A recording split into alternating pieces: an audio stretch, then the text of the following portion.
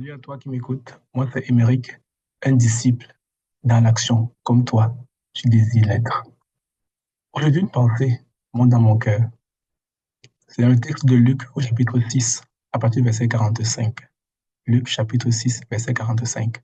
La Bible dit, l'homme bon fit de bonnes choses du bon trésor de son cœur, et le méchant fit de mauvaises choses de son mauvais trésor, car c'est de l'abondance du cœur que la bouche parle. La question qu'il faut se poser est de savoir d'où viennent les bons trésors et d'où viennent les mauvais trésors. La parole nous enseigne de ne pas exposer notre âme aux choses qui lui font la guerre. À chaque fois que vous et moi, on a exposé nos âmes à des choses qui l'ont scandalisé, qui l'ont frustré, ces moments-là ont été des opportunités pour mettre dans nos cœurs de mauvais trésors. Lorsqu'on grandit dans une famille divisée, où les parents se battent, se crient dessus, l'un vis-à-vis de l'autre, ça engendre des mauvais trésors dans le cœur des enfants qui prennent ça comme étant des modèles à suivre.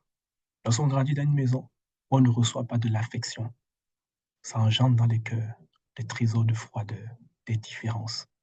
Et vous verrez des personnes qui ont de la difficulté à recevoir un je t'aime, je t'apprécie. Il y en a qui grandissent dans des familles où ils sont traités comme des hommes ou encore des femmes à tout faire. Ils sont toujours en train de travailler. Ils n'ont pas appris à profiter du temps. Ils n'ont pas appris à recevoir de l'aide de quelqu'un d'autre. Vous verrez dans leur quotidien qu'ils ont de la difficulté à s'arrêter un instant, à profiter d'une journée, d'un week-end pour eux. Ils sont toujours en mode travail. Ils sont toujours en train de chercher quelque chose à faire. Mais en fait, ils tirent du trésor qu'il y a dans leur cœur.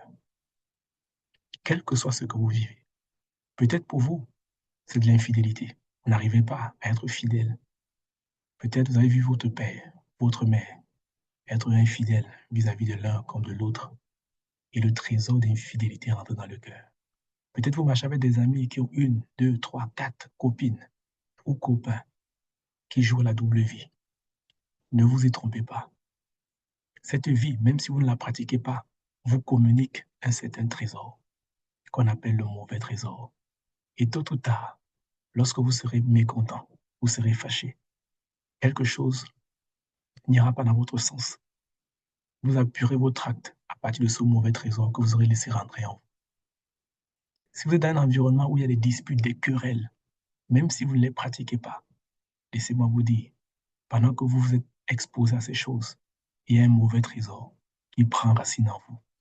Et demain, devant une situation qui vous dépasse, devant des événements qui ne vont pas dans votre sens, vous aurez la même réaction. La violence, les cris, les querelles. Chaque situation qui agresse notre âme, votre âme et la mienne, sème en nous un mauvais trésor. Et lorsque notre salle de trésor est pleine de mauvais trésors, alors nos actes seront imbibés de tout ce qu'il y a de négatif. L'action du jour est de faire l'inventaire des mauvais trésors en nous. À quoi est-ce que vous et moi nous avons été exposés depuis l'enfance? Quelles sont les situations scandaleuses auxquelles nous avons exposé nos âmes? Prenons le temps de mener une réflexion personnelle, de demander pardon à Dieu pour tous ceux et celles qui nous ont exposés à de telles choses. Parce que lorsqu'ils l'ont fait, ils ont été des ennemis pour nous à ce moment précis. Mais la Bible nous dit, priez pour vos ennemis. Alors prions pour eux. Prions aussi nous aussi pour demander pardon d'avoir laissé ces mauvais trésors rentrer en nous. Soyons désormais alertes lorsque des situations similaires se produisent dans notre environnement. Ne restons pas là. Parce que même si nous ne sommes pas les acteurs, nous sommes des receveurs.